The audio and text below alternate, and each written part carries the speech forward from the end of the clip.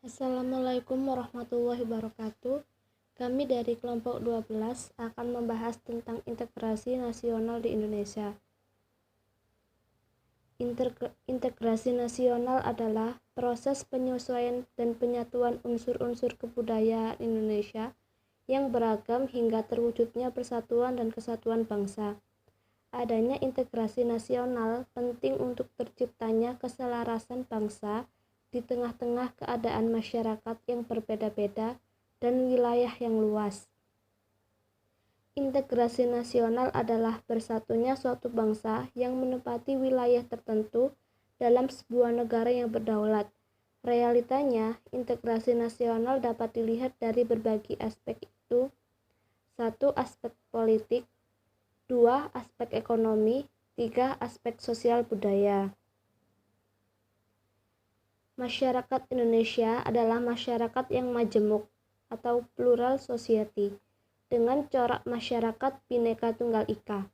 Kondisi masyarakat plural dan satu sisi adalah rahmat, tetapi di sisi lain juga dapat menjadi ancaman.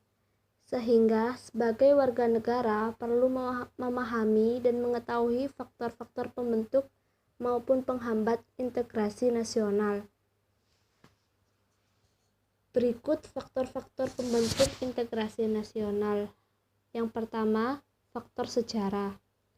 Masyarakat mengalami sejarah yang sama, merasa sama-sama merasakan penjajahan dari Belanda, misalnya. Ini yang membuat Indonesia bersatu. Wilayah Indonesia seperti diketahui bersama adalah semua wilayah bekas jajahan Hindia Belanda. Yang kedua, keinginan bersatu. Selain faktor sejarah, keinginan masyarakat sendiri untuk bersatu dapat menjadi faktor pendorong integrasi nasional.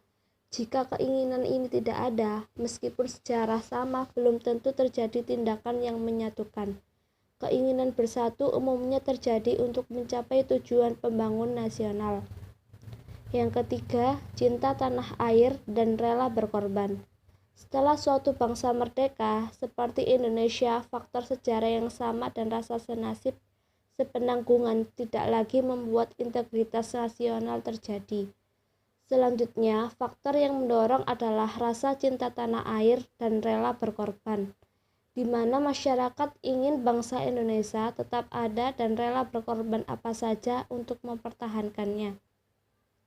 Yang keempat, konsensus atau kesepakatan nasional.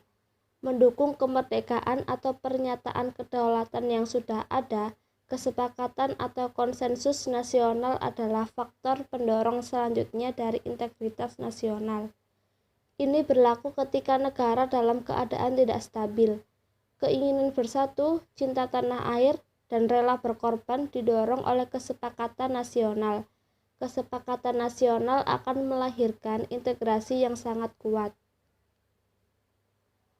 Dan ada juga faktor-faktor penghambat integrasi nasional, antara lain masyarakat heterogen.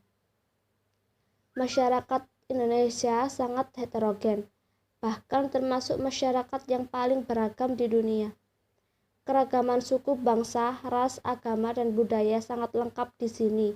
Dikarenakan wilayahnya yang juga luas, keragaman masyarakat menjadi faktor penghambat yang paling utama dari integrasi nasional. Masyarakat yang berbeda mempunyai kebiasaan yang berbeda dan tidak mudah menyatu. Yang kedua, wilayah luas. Unsur-unsur negara kesatuan Republik Indonesia yang berupa wilayah sangat luas.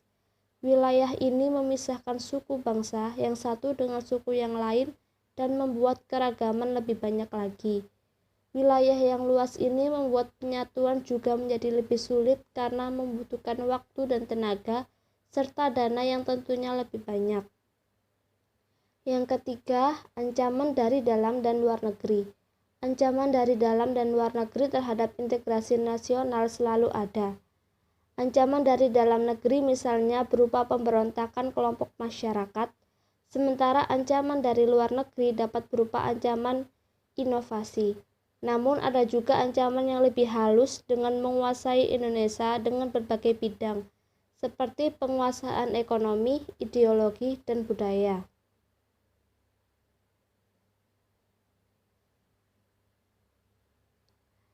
Integrasi nasional dapat ditanamkan sejak dini mulai dari keluarga, sekolah, masyarakat, hingga dalam berbangsa dan bernegara.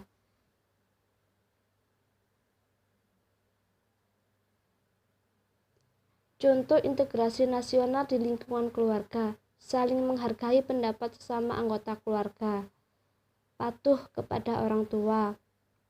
Contoh integrasi nasional di lingkungan sekolah: menaati peraturan. Dan ini ada contoh integrasi nasional di lingkungan masyarakat. Contohnya pelaksanaan gotong royong dan tidak sombong satu sama lain. Integrasi nasional sangatlah penting untuk menjaga keutuhan NKRI. Contoh integrasi nasional di lingkungan bangsa negara yaitu toleransi umat beragama, tidak menciptakan kelompok tertentu, akulturasi dan asimilasi budaya. Pentingnya integrasi nasional. Integrasi nasional sangat penting untuk diwujudkan dalam kehidupan masyarakat Indonesia dikarenakan Indonesia merupakan negara yang masih berkembang atau dapat dikatakan negara yang masih mencari jati diri. Selain itu, integrasi nasional sangat penting untuk diwujudkan karena integrasi nasional merupakan suatu cara yang dapat menyatukan berbagai macam perbedaan yang ada di Indonesia. Sekian, terima kasih. Wassalamualaikum warahmatullahi wabarakatuh.